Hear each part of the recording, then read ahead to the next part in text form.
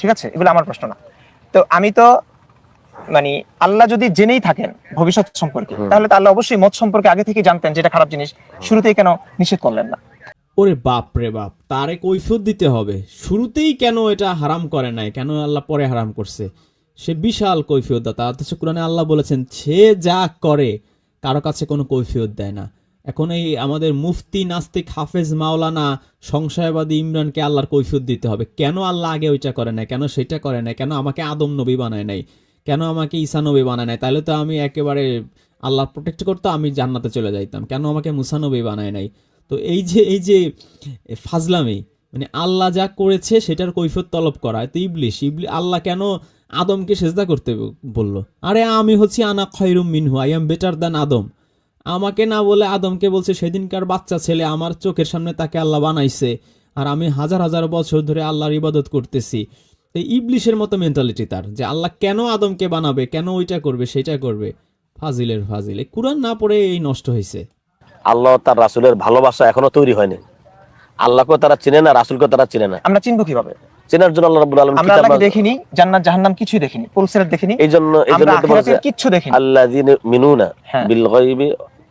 এখন এটা যে অদৃশ্যের আল্লাহকে প্রতি ঈমান আনার কথা বলেছেন, অদৃশ্যের প্রতি ঈমান আনার কথা বলেছেন। আল্লাহ যে আছেন, আমরা এই সব কিছু কিন্তু মুহাম্মদ সাল্লাল্লাহু আলাইহি ওয়াসাল্লাম থেকে শুনেছি। আল্লাহ আমাদের কাছে এটা আরো বেশি অদৃশ্য।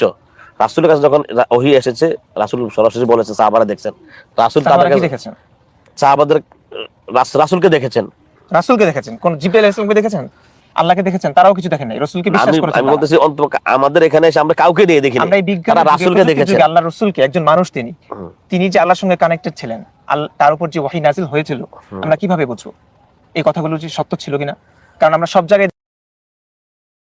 আচ্ছা, তার যে এই আর্গুমেন্ট, এটা অনেক পুরনো আর্গুমেন্ট, এবং এটা সেই হাজার হাজার বছর ধরে একই আর্গুমেন্ট। যখন ঈসা নবী বলেন, মুসা নবী বলেন, ইউনুস নবী বলেন, ইউসুফ নবী বলেন, দাউদ নবী বলেন, সুলাইমান নবী বলেন, যত নবীরা এসেছে পৃথিবীতে সবার এক কমন প্রশ্ন ছিল, আল্লাহকে আমরা দেখছি নাকি, আল্লাহকে সরাসরি দেখা। কোরআনে অজস্র আয়াত আপনি খুঁজে পাবেন।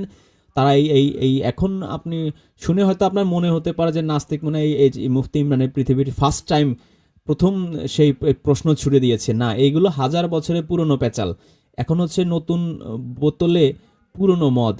তো এই কুরআন নবী বানাইছে না আল্লাহ বানাইছে, এটার জন্য তো আমার নবীকেও লাগবে না, সাহাবিকেও লাগবে না, ডাইরেক্ট দেখাও লাগবে না। এটা তো আল্লাহ রাব্বুল আলামিন নিজেই চ্যালেঞ্জ দিয়েছেন যে এটা সত্য না মিথ্যা, তুমি আমার চ্যালেঞ্জ গ্রহণ করো, তুমি পারলে এরকম একটা সূরা বানায় নিয়ে আসো, এরকম কুরআন বানায় নিয়ে আসো। এই চ্যালেঞ্জ তো এখনো কেউ একসেপ্ট করে নাই। এবং তার চেয়ে যে বড় যে চ্যালেঞ্জটা, যেটা আমার সবচেয়ে বেশি ভালো লাগে, সেটাই আমি আপনাদের দেখাতে চাই। এবং নাস্তিক ইমরানকেও আমি সেই একই চ্যালেঞ্জ ছুড়ে দিতে চাই। এই চ্যালেঞ্জ সে একসেপ্ট করে কি করে না সেটা দেখার বিষয়। সূরা নিসার ৮২ আয়াতে আল্লাহ বলেছেন যে তারা কি কুরআন নিয়ে গবেষণা করে না? ফজলুর রহমান তার অনুবাদে লিখেছেন, তবে কি তারা কুরআন সম্পর্কে চিন্তা করে না? আর যদি তা আল্লাহ ছাড়া অন্য কারো পক্ষ থেকে হতো, তবে অবশ্যই তারা এতে অনেক বৈপরীত্য দেখতে পেত। তাইসিরুল কুরআন অনুবাদে লিখেছে বহু অসঙ্গতি পেত। মুফতি তকি উসমানী লিখেছে বহু অসঙ্গতি পেত। সুতরাং এই যে সে বারবার একই ডায়লগ প্রায় প্রতিদিনই সে বলে যে আমি দেখি নাই, আমি কিয়ামত দেখি নাই, আখিরাত দেখি নাই, জান্নাত দেখি নাই, জাহান্নাম দেখি নাই, আল্লাহ দেখি নাই, কেন বিশ্বাস করবে? এটা নবী কি নিজে বানাইছে? ওই যে বলে যে আল্লাহ হচ্ছে নবীর ফেক আইডি, সেটা নিজে নিজে বানাইছে। তো নবীর ফেক আইডি হলে নবী 1400 বছর আগে কিভাবে বলে আমি প্রাণবান সমস্ত কিছুকে পানি দিয়ে সৃষ্টি করেছি? তার সে তো মরুর দেশে জন্ম নিয়েছে, বলতে পারতো সমস্ত কিছুকে বালু দিয়ে বানিয়েছি। কোরআনে অজস্র সায়েন্টিফিক আয়াত আছে। ইভেন বিগ ব্যাং থিওরির কথাও আপনারা জানেন, এবং জাকির নায়কের লেকচার যারা দেখেছেন, আহমেদ দিদাতের আমরা ছোটবেলায় প্রচুর দেখতাম। এটা অজস্র এভিডেন্স কোরআনের মধ্যে আছে। সুতরাং এটা নিয়ে আমি সময় ক্ষেপণ করব না। তো এগুলো কি একটা নবীর পক্ষে 1400 বছর আগে জ্ঞান বিজ্ঞানের এত ব্যাকডেটেড অবস্থা, এটা কি জানা সম্ভব নাকি? কোশ্চিন কালেও জানা সম্ভব না। কিন্তু সে এই সায়েন্টিফিক আয়াত কোরআনের সে একটাও দেখতে রাজি না। তো যেহেতু দেখতে রাজি না, আমি এটাই বলছি যে এর মধ্যে বহু অসঙ্গতি পেত। এখানে কোনো অসঙ্গতি আমি আজ পর্যন্ত খুঁজে পাইনি। এবং সে মাঝখানে নাসক মানসুক নিয়ে একটা পর্ব করেছে, সেখানেও আপনারা আমি দেখিয়েছি যে সে আসলে গোজামিল দিয়েছে। যে উত্তরাধিকারের সম্পদ, একবার আল্লাহ বলেছে, সে দুইটা মাত্র আয়াতের রেফারেন্স দিয়েছিল, একটা হচ্ছে উত্তরাধিকার আর একটা হচ্ছে মনে হয় ওই যে সে আজকে যেটা বললো যে সূরা কদর নিয়ে। তো তো আল্লাহ একবার বন্টন করে দিচ্ছে, আবার ওই আয়াতটা নাসখ হয়ে গেছে যে উত্তরাধিকার যারা তাদেরকে ওসিয়ত করতে হবে, অথচ কোনোটাই কিন্তু নাসুক না। ওইখানে সিস্টেমটা দুই রকম আল্লাহ করেছে। একটা করেছে ফার্স্ট কাজ হচ্ছে যদি আমি বেঁচে থাকি সেই অবস্থায় আমার উপর আল্লাহর অর্ডার হচ্ছে আমি ওসিয়ত করব। আমার যেই ছেলে আমাকে বেশি ভালোবাসে, আদর করে, বা যাকে আমার যোগ্য মনে হয়, তাকে আমার 100 একর সম্পত্তি থাকলে আমি তাকে 80 একর দিয়ে দেব। যে ছেলে মদ খাবে, গাঞ্জা খাবে, তাওরাশি করে বেড়াবে, মাস্তানি করে বেড়াবে, আমার টেক কেয়ার করবে না, আমি তাকে মোটেও না দিলে কোনো সমস্যা নাই, কারণ এটা আমার সম্পত্তি। আমি আমার সম্পদ খালে ফালাবো না বিলে ফালাবো না কি করব সেটার কৈফিয়ত আমি তাকে দেব না, কারণ এটা আমার রক্ত পানি করে আমি গড়ে তুলেছি। আল্লাহ সেই স্বাধীনতাটুকু আমাকে দিয়েছেন। কিন্তু এই মোল্লারা হাদিস বানিয়ে ওই আয়াতকে নাসক মানসুক করে দিয়ে ওই শুধু আল্লাহ রাব্বুল আলামিন যেটা করেছেন যে শুধু মরে গেলে যেই বন্টন, ফিক্সড বন্টন, যে ছেলে পাবে মেয়ের ডাবল, ওই ফিক্সড বন্টন ওটা নিয়ে নিয়েছে। ওই আয়াতকে ওরা উড়াই দিছে নাসক মানসুক বলে। কিন্তু মোটেই আল্লাহ রাব্বুল আলামিন সেইভাবে করেনি। আল্লাহ রাব্বুল আলামিন যা করেছেন সেটা যদি মানা হতো তাহলে বাংলাদেশ না, পৃথিবীর কোনো মুসলিমের সন্তান বাপের সাথে তাওরাশি করতে পারতো না, কারণ সে জানতো যে আমার বাপ যদি মৃত্যুর আগে ওসিয়ত করে, ইভেন এখনো যদি বলে যে আমার সম্পদ আমি বড় ছেলেকে দেবো, ছোটটাকে দিব না, বা ছোটটাকে দিব বড়টাকে মোটেও দিব না, তো সবসময় সে আতঙ্কে থাকতো।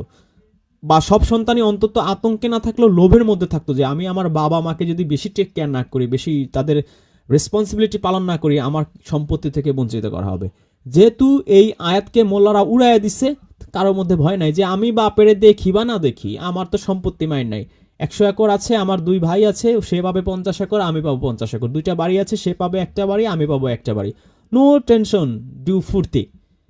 তো এই আল্লাহর আয়াত ভায়োলেট করার কারণে এই ঝামেলাগুলো সৃষ্টি হয়েছে। যদি আল্লাহর আয়াত সত্যিকার অর্থেই তারা মেনে চলতো, ভাই মোল্লারা যদি এই ইজমা কিয়াসে ভংচং মানবরচিত হাদিস দিয়ে এগুলো উড়ায় না দিত, নাসাক মনসুক না বলতো, আপনি দেখতেন যে কোনো মুসলমানের সন্তান এরকম বাবা মার সাথে এরকম উল্টাপাল্টা কিছু করার সাহস কোশ্চিন কালেও পেত না। তো এই হচ্ছে তার লজিক। এটা দিয়ে আমি একটা পর্ব করেছিলাম, আপনারা হয়তো অনেকেই দেখেছেন। তো এইভাবে সে কোরআনের উল্টাপাল্টা ব্যাখ্যা করে, তো আল্লাহ এক আয়াত দিয়ে ওই আয়াতই করছেন, সেই করছেন, হ্যাংরে ত্যাংরে। তো এই জন্য আমি বলছি যে কোনো অসঙ্গতি পাইনি, সে এইভাবে অসঙ্গতি পাইছে যে একবার ফিক্সড করে দিছে, ওইটা আবার উড়ায় দিছে, আবার দুইটা একসাথে করলে ফিক্সড হয় না। আবার কিসাসের আয়াতটাও দেখেন, কিসাসের যে মৃত্যু মানে মারা গেলে সেটার মধ্যে কিন্তু অসঙ্গতি নাই। মৃত্যু চোখের বদলে চোখ, কানের বদলে কান, সবই ঠিক আছে। আবার আল্লাহ একটা অপশন দিয়েছেন, ওই যে কোরআন পড়ে না, কোরআন বোঝে না, না বোঝার কারণে এরকম জট পাকিয়ে ফেলে, আর এইভাবে বলে যে সে ওই নবীকে দেখি নাই। কোরআন সত্য আল্লাহর পক্ষ থেকে আসছে কিনা এটা বুঝতে গেলে তো কোরআনই যথেষ্ট। কোরআনই তোকে চ্যালেঞ্জ দিচ্ছে, তো কোরআনের চ্যালেঞ্জ তো সে একসেপ্ট করবে না। কোরআনের চ্যালেঞ্জ একসেপ্ট করবে না, ওই সেই 2000, 3000, 5000 আগের বছরে সেই বস্তা পচা ডায়লগ যেগুলো, সেগুলোই সে আবার মারবে। আল্লাহকে ডাইরেক্ট সরাসরি এনে দেখাও, নিজেদের আমাদের সামনে জান্নাত নিয়ে আসো। ওই নবীকে বলতো না মক্কার ওই যে বনী ইসরাইলের মধ্যে পাবেন যে আসমান থেকে একটা কিতাব সরাসরি ফেরেশতারা নিয়ে আসবে, সেরকম দৃশ্য দেখাও, সিঁড়ি বেয়ে বেয়ে তুমি আসমানে উঠে যাও, তাহলে আমরা তোমাকে বিশ্বাস করব, নইলে বিশ্বাস করব না। সব নবী রাসূলদেরকে এই নাস্তিকরা সেম ধরনের কথাই বলতো। তো এই এই নতুন বোতলে আর কি পুরনো মদ আমরা দেখলাম আর কি। দেখি সংশয় আর সংশয়। আমরা সংশয় বলতে আমি যদি আপনাকে বলি যে এই উদাহরণই বলি, আমি এটা এইভাবে বলতে পারি যে যখনই প্রয়োজন পড়েছে, আল্লাহ রসুলের স্বার্থ ছিল সেখানে, মানুষের সমস্যা ছিল, তখন সেই সমস্যা বেঁধে আল্লাহ রসুল এক একটা আয়াত নাযিল করেছেন, মানে নিজের কথা, এগুলো যেটা নাস্তিকরা প্রায়শই বলে থাকে। আচ্ছা, আল্লাহ রসুল যদি এটা বানায় থাকে তাহলে কি সে কি পাগল? সে নিজের নেগেটিভিটি সে কখনো প্রকাশ করবে? সে কোরআনের মধ্যে হাজাবের মধ্যে বলবে যে আমার ওই যে পুত্রবধূ, ওরা যেটা বলে যে আমার পুত্রবধূকে আমার ভাল লাগতো, আমি মানুষকে ভয় পাইতাম, আল্লাহকে ভয় পাইতাম না, ওকে আমার বিয়ে করতে ইচ্ছা করে, এগুলো কি সে বলতো নাকি? কিছুই বলতো না। তুমি ভ্রুকুচকে ওই বৃদ্ধ লোকটার দিকে তাকিয়েছিলে কেন, এই কথা কি সে কখনো কোরআনে লিখতো? এটা তো তার নেগেটিভ সাইড। তো এই যে আল্লাহ রাসূল সূরা তাহরিমের মধ্যে আপনারা পাবেন যে তুমি তোমার স্ত্রীদের খুশি করার জন্য হালাল জিনিসকে কেন হারাম করেছো, এই আয়াত কি কোরআনে থাকতো নাকি? তো কোরআনে আল্লাহর রাসূলের যতগুলো নেগেটিভ সাইড এবং সাহাবীরা তাকে রেখে যে চলে যাইতো, সূরা জুমার মধ্যে আমরা গতদিন আলোচনা করেছি, তারপর উচ্চ স্বরে তার সামনে কথা বলতো, তার নেগেটিভিটি তো কোরআনে একটাও থাকতো না যদি সে লিখতো, তাই না? তারপর এই যে সূরা দোহার মধ্যে আপনারা পাবেন যে তোমাকে আমি পেয়েছি দলিন পথভ্রষ্ট অবস্থায়, তারপর আমি তোমাকে এই হেদায়েত দিয়েছি। এই আয়াত কি কোরআনে থাকতো নাকি? যে তিনি পথভ্রষ্ট একজন মানুষ ছিলেন, তিনি ইয়াতিম ছিলেন, এই নেগেটিভিটিতে একটাও কোরআনে থাকতো না। থাকতো কি? তো বোঝে না। তো কোনো মানুষ, আপনি যে কোনো মানুষের আত্মজীবনী পড়লে দেখবেন যে ওখানে তার কোনো নেগেটিভিটি নাই। আত্মজীবনীর মধ্যে থাকে কি, সব শুধু সে একেবারে সুপার হিরো। আপনি শেখ মুজিবের আত্মজীবনী পড়েন, আর মহাত্মা গান্ধীর আত্মজীবনী পড়েন, আর হিটলারের আত্মজীবনী পড়েন, এই যে মাইন ক্যাম্প, তো যাই পড়েন না কেন, আত্মজীবনীতে কি কেউ নিজের নেগেটিভিটি কি উপস্থাপন করে? কখনো করে না। কিন্তু আপনি কোরআনের মধ্যে নবী মোহাম্মদ রাসূলুল্লাহকে আল্লাহ বিভিন্নভাবে তিরস্কার করেছেন এবং তার ক্যারেক্টারের বিভিন্ন নেগেটিভ সাইড তুলে ধরা হয়েছে, এগুলোর একটাও থাকতো না। অথচ এ বলতেছে সে নিজে নিজে ওই নাস্তিকদের সময় বলে এটা আল্লাহ রসুল নিজে এগুলোর আয়াতগুলো ডেলিভারি দিতেন।